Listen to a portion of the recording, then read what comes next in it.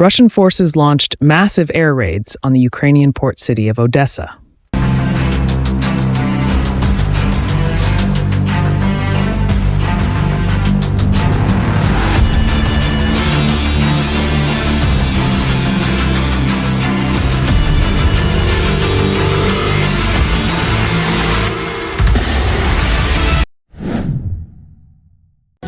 A barrage of Russian drones and missiles have killed at least 5 people in cities across Ukraine. This includes a 10-year-old boy. Ukraine is also hitting Russia's energy facilities as the fierce fighting intensifies on ground. Moscow says Washington is unprepared to implement what it proposed during the Alaska talk. Russian forces also attacked facilities of Ukraine's major oil and gas company, Naftogaz, in the eastern Poltava region overnight, causing damage. It was the 19th attack launched by Moscow on the facility, the company said in a statement, without specifying the extent of the damage. Russian forces claimed the capture of the settlements of Lyshkivka in Ukraine's eastern Kharkiv region and Sidorivka in the Sumy region, according to Russian state media. Ukrainian President Volodymyr Zelenskyy said Russian energy infrastructure is a legitimate target for Ukrainian strikes because Russia's energy sector is a source of funds for the production of weapons. Zelenskyy also said that in the past week, Russia had launched more than 2,000 attack drones, 1,200 guided aerial bombs, and 116 missiles of various types at Ukraine's cities and villages.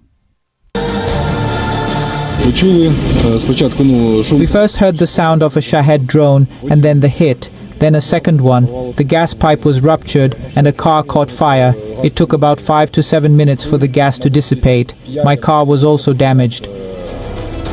Ukrainian Minister of Foreign Affairs Andriy Sybiha said Ukrainian and Russian leaders need to meet in person to hash out the hardest remaining issues in peace talks, and that only U.S. President Donald Trump has the power to bring about an agreement to end the 4-year-old war. Sybiha said that from the 20-point peace plan, which formed the basis of recent trilateral negotiations, only a few items remain outstanding, but the most sensitive and most difficult have to be dealt with at the leaders' level. Sybiha added that in the event of a ceasefire deal, the U.S. has told Ukraine that it was prepared to ratify security guarantees in Congress and that it would then provide a security backstop to support the peace deal, though no U.S. troops would be deployed on the ground in Ukraine. Sybiha also said that other countries beyond France and the United Kingdom had confirmed their readiness to send troops to Ukraine as a deterrence force if an agreement is reached. A Ukrainian-born Russian citizen has been extradited to Moscow from Dubai on suspicion of gravely wounding one of Russia's most senior military intelligence officers in a shooting attack,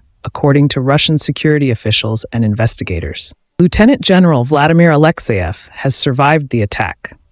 Russian President Vladimir Putin spoke to his United Arab Emirates counterpart, Mohammed bin Zayed Al Nahyan, over the phone and thanked him for his help with the detention of the man suspected of shooting Alexeyev, according to a Kremlin spokesperson. Zelenskyy announced on X that he was imposing sanctions on some foreign manufacturers of components for Russian drones and missiles used against Ukraine. He said Moscow continues to obtain drone components abroad by circumventing sanctions. Indian refiners, including Indian Oil and Bharat Petroleum, are avoiding Russian oil purchases for delivery in April and are expected to stay away from such trades for longer, a move that could help New Delhi seal a trade pact with Washington, the Reuters news agency reported, citing refining and trade sources. CB News, bringing you world news update.